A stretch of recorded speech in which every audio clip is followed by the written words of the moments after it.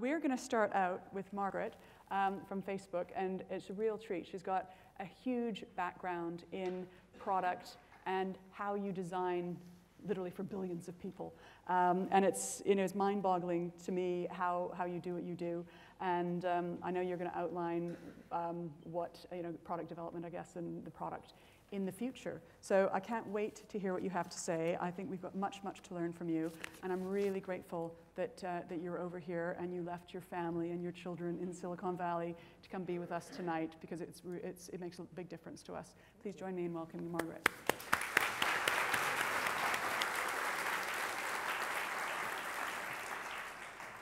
See if this works. Hey, we have dominated technology in the first few moments of this event, which we should always cherish those triumphs. Thank you so much for having me. It's a huge honor to be here. The future of product design is an incredibly intimidating topic. I worked on YouTube for quite a while, and I am very aware of the dangers of trying to make predictions, because everything is documented and saved for the future. And so, it's quite risky and dangerous to try to make predictions about what's going to happen. But I thought maybe the safest way to start was to try to understand what might happen in the future by looking at what's happened in the past, and to think about what was going on with design and technology 20 years ago. Turns out 20 years ago was a really interesting time. We had Tim Berners-Lee, who is in the process of creating the World Wide Web. Now, it is really hard to fathom the impact of that invention. It changed and transformed like nearly every industry and aspect of society, at least in the developed world. And as is usually the case with transformative technology at the time, we didn't really understand the importance and the impact of this and the magnitude of this invention. You can see this with painful clarity in this clip.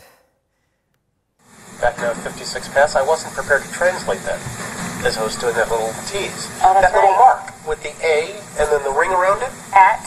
See, that's what I said. Katie said she thought it was about. Yeah. Oh. But I'd never heard it. I'd never heard it said. I'd always seen the mark, but never heard it said. And then it sounded stupid when I said it. Violence at NBC.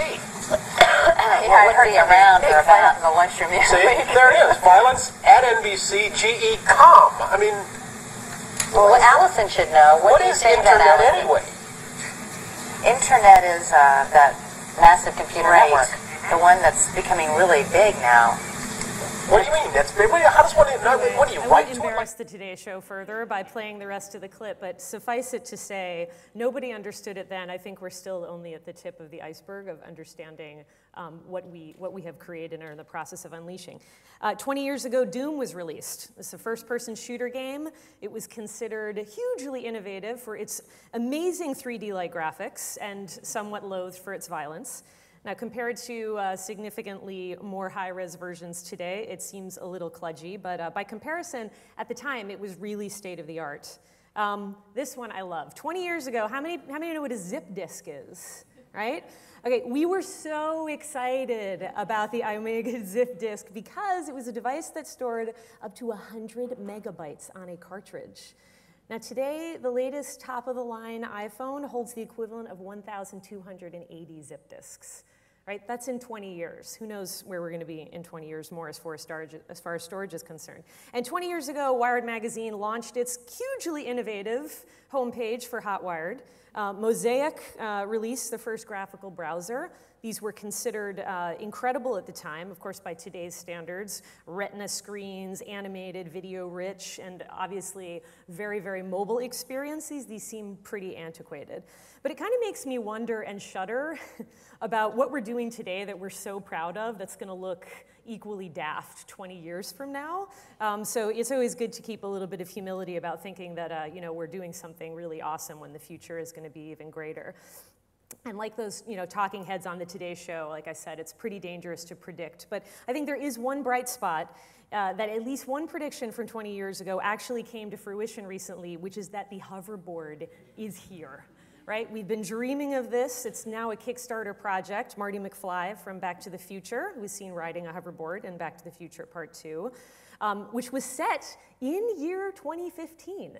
So eerily accurate in terms of anticipating when an actual hoverboard was going to make its way. This is Tony Hawk riding the Hendo hoverboard almost exactly on schedule. So we should always remember that art often predicts the future quite accurately. So I think the learning here is that digital design has a very short shelf life because the technology changes and improves so quickly over time. And the good news is the discipline of design has evolved as well. You know, it used to be traditional designers when the web first came out, they just obsessed and were super frustrated by the fact that there was no good typography and I couldn't really actually lay it out in the way that I wanted, actually missing the essential transformative nature of the new media that was in our hands. And I think over time, you know, designers have engaged and integrated ourselves into the development process, working hand in hand with engineers. And even more recently, we're seeing a huge influx of design-led entrepreneurial efforts, design-founded companies, companies where design is truly in the DNA of the organization. So we've gotten past the point where an engineer asks us, hey, can you take this idea that I have and make it look pretty? Which honestly was, you know, the characteristic of when you're getting involved in this about 20 years ago, kind of the nature of the relationship to really being an integral part of deciding what we're going to build. So this all points to a future where design has greater influence and designers have the opportunity to create better, more useful and valuable applications. And I think the interesting thing about it is to think about what the new technologies are that are really going to be present in the next 20 years. And there's a bunch of them, right? There's things like 3D printing, which is going to take the concept of on-demand to a whole new level. Augmented reality, which we've been waiting for even longer than the hovercraft. Now within our grasp with products like Oculus Rift. And nanotechnology and robots, which will turn everything into programmable software, which this is, again, one of those ideas that's actually hard to get your head around, but is going to be really quite amazing. But it's really important to remember that these technologies alone in and of themselves won't transform anything. They're tools. They are new tools in our toolkit, which is exciting, but tools don't transform things. People transform things. You know, it's like saying that paint is revolutionary. We know that it's not. Paint is not revolutionary until it's in the hands of somebody who has something really astounding and meaningful to say. And I think new technologies are the same way. They have to be applied in meaningful ways by people who are focused in a very human-centered way on problems and opportunities that are real to people. So there's a bunch of different tools that I think are actually going to be transformative in the future of design, and they may be unexpected. So I want to talk to you about these three elements that I think are going to really transform product design over time if we do things right. The first is diversity. Now I know that it's a fashionable thing to say that, you know, we should have a diverse workforce and we should, you know, try to make our perspective as diverse as possible. But it's not just fashion. I really believe that it's a business and even moral imperative to make the workforce that is driving technology and the application of technology as diverse as possible. And, you know, this is not exactly Silicon Valley's strong suit. Just, you know, you may have seen recent press releases from, you know, my current employer, Facebook, my former employer, Craig's employer, Google, releasing the diversity stats of our workforce. It's not super impressive, right? The people who work at these companies do not reflect the people who are trying to access and use the technologies that are being created. The industry is dominated by men. Minority groups, such as Black and Latinos, very poorly represented. And you might think that this is primarily a problem in the engineering culture, but I can tell you design is not faring much better. So if we look at a very high-level breakdown of the world population based on some data from USAID, we see that non-Hispanic whites are a relatively small percentage, but check out the breakdown of the student populations of the US design schools that Facebook Design has historically recruited from, and I can assure you the graph would look more or less the same for any major Silicon Valley firm. It is shockingly different. Right? And this is in human-centered design, the group that's supposed to be, you know, kind of inspiring kind of what the experience should be and how it should be experienced by the people. And, you know, it's just a really concerning thing, and it goes beyond the optics of the situation.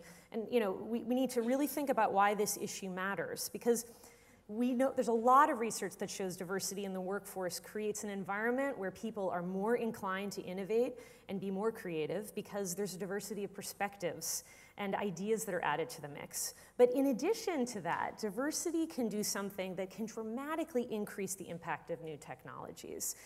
By harnessing the diversity of perspectives, culture, and economic backgrounds, we can go beyond designing experiences for the developed world, which tend to be around things like entertainment, productivity, convenience, but also tackle the issues facing a much larger swath of humanity, things like poverty, education, healthcare. And these are issues that are made worse by ecosystems that are, generally speaking, incredibly inefficient and wasteful and ineffective.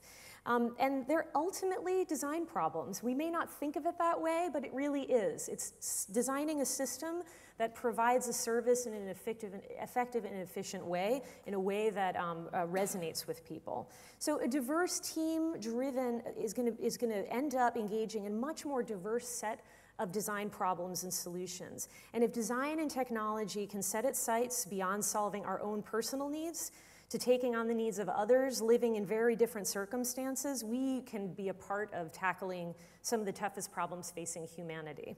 And that is truly transformative. The next transformative tool for the future of product design is empathy. Now, once we build our diverse team and we focus in on the problems we really want to solve, real problems that affect real people, we have to understand the people for whom we're designing.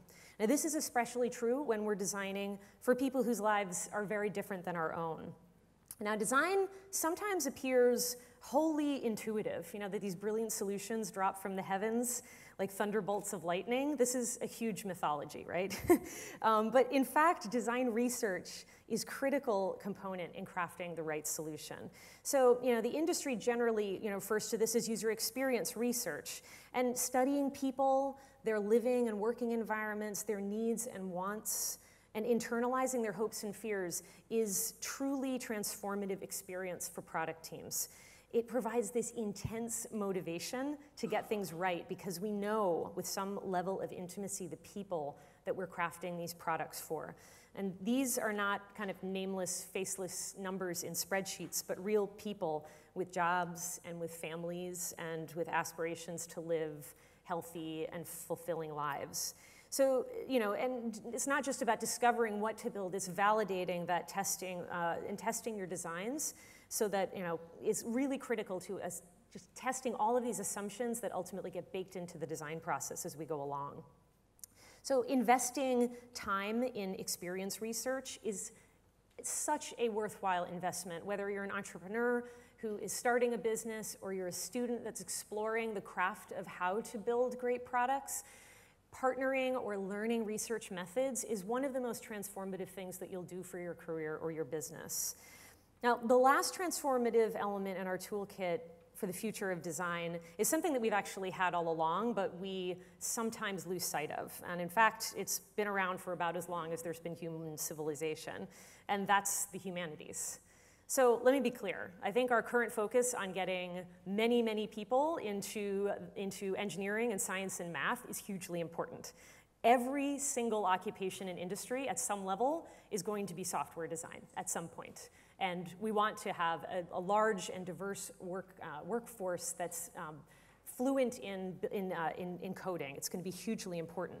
I do have this fear, though, because I think as modern humans are not that great at moderation, and we tend to swing the pendulum radically back and forth on these issues. And I do worry that a generation from now, 20 years from now, in the time that we're predicting, if we don't respect the role that humanities play in our education and in our work, we may end up with a whole bunch of people who know how to build things and not enough people, or combining in that same engineer or designer or entrepreneur an understanding of what people should build. Because technology understands what you can build, but humanities helps you understand what you should build. And I think that's something that as a society we need to be very, very careful about, is balancing these elements. And I think, this, to quote a very beloved and recently departed Robin Williams, his character John Keaton in the Dead Poets Society said, "We don't read and write poetry because it's cute. We read and write poetry because we're members of the human race. And the human race is filled with passion, and medicine, law, business, engineering. These are noble pursuits and necessary to sustain life.